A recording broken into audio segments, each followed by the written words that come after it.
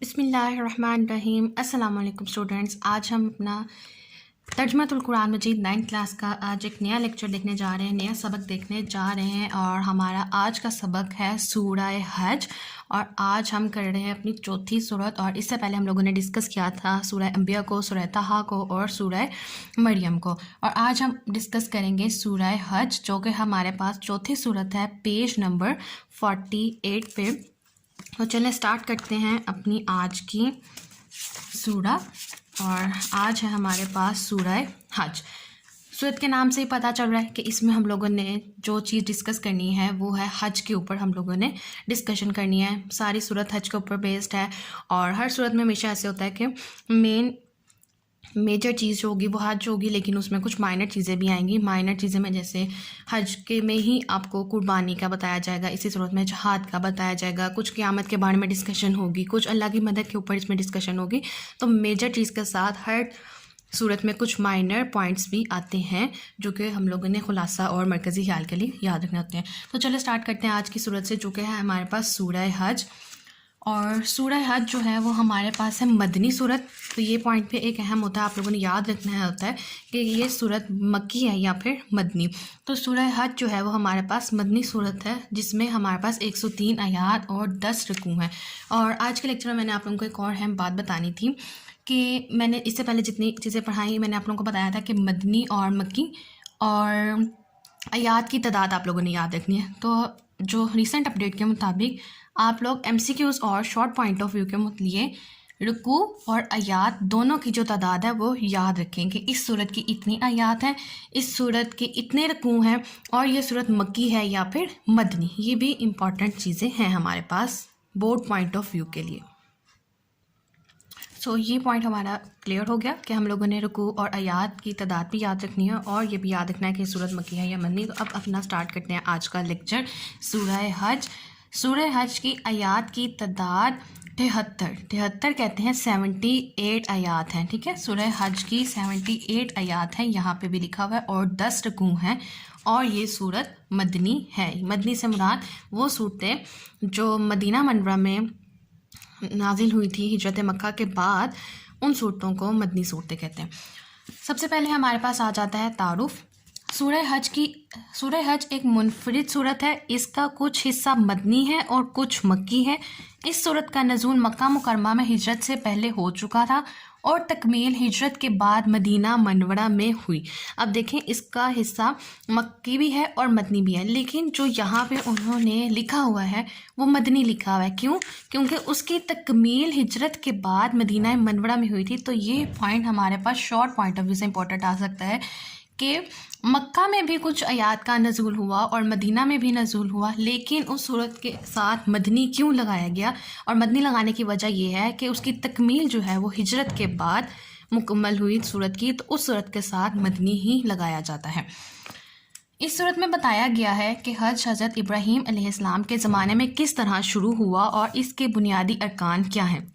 یہ بھی ہمارے پاس شارٹ پوائنٹ آف ویو سے امپورٹنٹ ہے کہ سورہ حج میں آخر کیا بیان کیا گیا ہے۔ اس صورت میں کیا بیان کیا گیا ہے کہ حضرت ابراہیم کے زمانے سے حج شروع کس طرح ہوا اور اس کے بنیادی ارکان کیا ہیں، اور اسی وجہ سے اس صورت کا نام سورہ حج ہے۔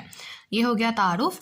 آگے انہوں نے بات کی ہے خلاصے کی، اور اس میں آپ خلاصے میں جو پوائنٹ شامل کریں گے، قیامت کے احوال، حج و قربانی کا بیان اور جہاد کی اجازت ہے۔ تو یہ ہے اس کے خلاصے کے پوائنٹس۔ اس میں آپ لوگوں نے یہ 3 اہم پوائنٹس کا ذکر کرنا ہے: قیامت کا احوال، حج و قربانی اور جہاد کی اجازت۔ اور خلاصہ آپ کسی بھی صورت کا تب لکھ سکتے ہیں جب آپ لوگوں نے پوری صورت کا ترجمہ بہت اچھے طریقے سے ریڈ آؤٹ کیا ہو، اور جو ریڈ آؤٹ کر کے پورے ترجمے کو اس کے بعد خلاصہ لکھنا چاہتے ہیں تو ویل اینڈ گڈ، لیکن اگر کچھ بچے ایسا نہیں کرنا چاہتے تو بہت سارے سائٹس پہ اور بہت سارے اپلیکیشنز پہ قرآن کی تفسیر کی چیزیں موجود ہوتی ہیں، جن میں خلاصہ اور مرکزی خیال، کچھ اہم پوائنٹس انہوں نے سیپریٹلی ہیڈنگ وائز لکھے ہوتے ہیں، تو آپ وہاں سے ہیلپ لے سکتے ہیں۔ کیونکہ یہ نیو ایڈیشن بکس ہیں، ان کے نوٹس جو ہیں وہ ابھی تک سٹل ہمارے پاس بھی اویلیبل نہیں ہیں، اور کہیں سے بھی مارکیٹ میں کہیں پہ بھی اویلیبل نہیں ہے۔ تو اس کا بیسٹ وے ساتھ ساتھ تیاری کرنے کا یہی ہے کہ آپ لوگ قرآن مجید کی تفسیر سے تیاری کر سکتے ہیں، یا مختلف سائٹس، اوتھینٹک ویب سائٹس، میں یہ بار بار کہتی ہوں کہ اوتھینٹک سائٹ سے آپ لوگوں نے اس کا خلاصہ اور مرکزی خیال لینا ہے۔ کسی بھی ان اوتھینٹک سائٹ سے آپ لوگ قرآنی آیات کا خلاصہ یا پھر ان کا مرکزی خیال یا کوئی اور ڈیٹیل نہیں اٹھائیں گے. اور میری طرف سے بیسٹ وے یہی ہے کہ آپ لوگ قرآن کی سائٹ پہ جو ڈیٹیل لکھی ہوتی ہے اس کو پڑھ کے خلاصہ لکھیں. آپ کا بہت اچھا خلاصہ اور مرکزی خیال وہیں سے تیار ہو جائے گا. آگے چلتے ہیں مضامین. سورہ حج کی ابتدا میں قیامت کے احوال کا بیان ہے. قیامت کے دن منافقوں اور کافروں کے برے انجام اور مومنوں کے اچھے انجام کا ذکر ہے.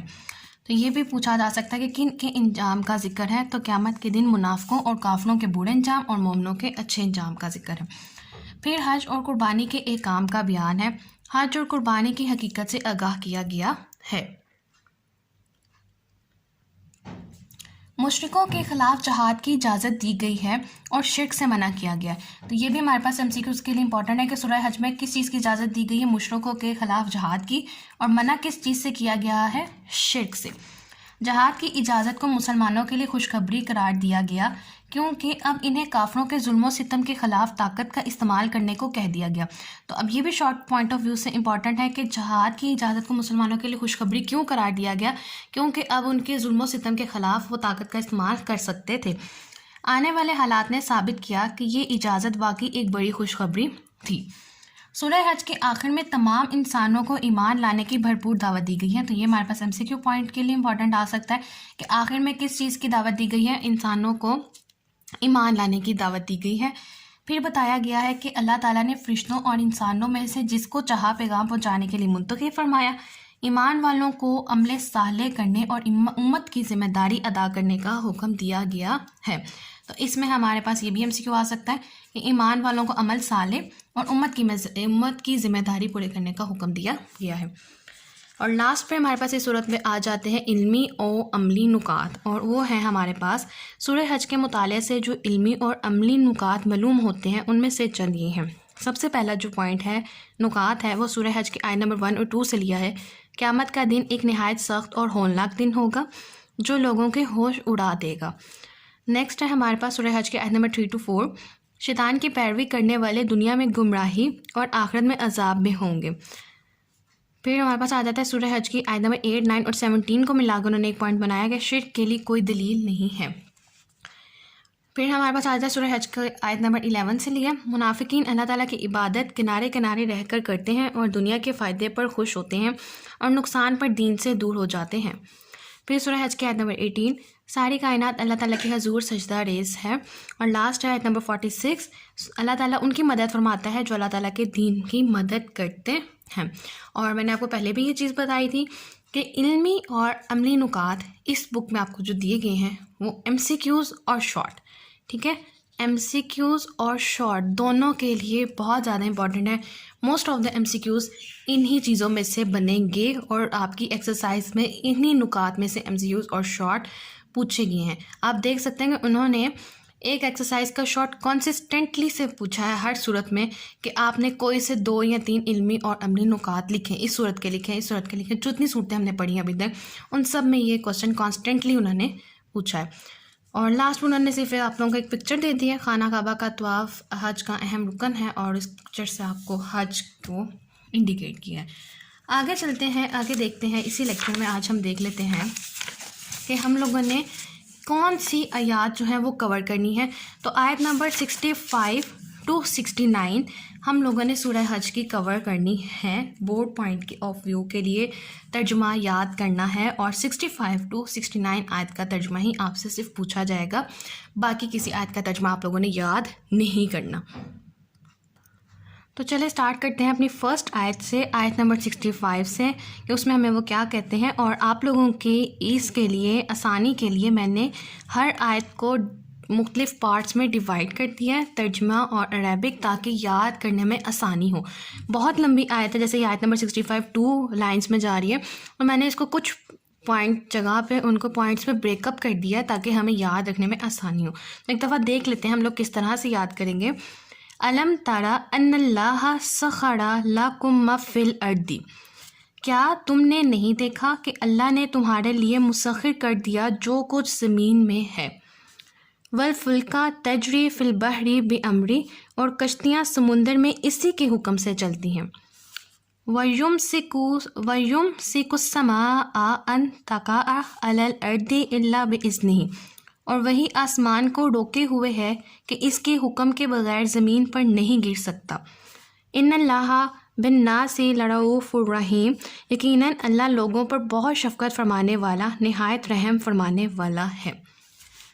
نیکسٹ آ جاتی ہے آیت نمبر 66، وَهُوَ الَّذِي أَحْيَاكُمْ، اور وہی تو ہے جس نے تمہیں زندہ فرمایا، ثُمَّ يُمِيتُكُمْ ثُمَّ يُحْيِيكُمْ، پھر تمہیں موت دے گا، پھر تمہیں زندہ فرمائے گا۔ ان الانسان لکفور، یقیناً انسان تو بڑا ہی ناشکرا ہے۔ نیکسٹ ہے ہمارے پاس آیت نمبر 67، لِكُلِّ أُمَّةٍ جَعَلْنَا مَنْسَكًا، ہر امت کے لیے ہم نے عبادت اور قربانی کا ایک طریقہ مقرر فرمایا ہے۔ ہم ناسکوہ فلا ینازعنک فی الامر وادع الی ربک، جس پر وہ چلتے ہیں تو ان کو چاہیے کہ ہرگز وہ آپ سے اس معاملے میں جھگڑا نہ کریں، اور آپ صلی اللہ علیہ وآلہ وسلم لوگوں کو اپنی رب کی طرف بلاتے رہیں۔ انک لعلی ھدی مستقیم، یقیناً آپ سیدھے راستے پر ہیں۔ نیکسٹ آ جاتی ہے آیت نمبر 68، وَإِن جَادَلُوكَ فَقُلِ اللَّهُ أَعْلَمُ بِمَا تَعْمَلُونَ، اور اگر وہ آپ سے جھگڑیں تو آپ فرما دیجئے اللہ خوب جانتا ہے جو کچھ تم کر رہے ہو۔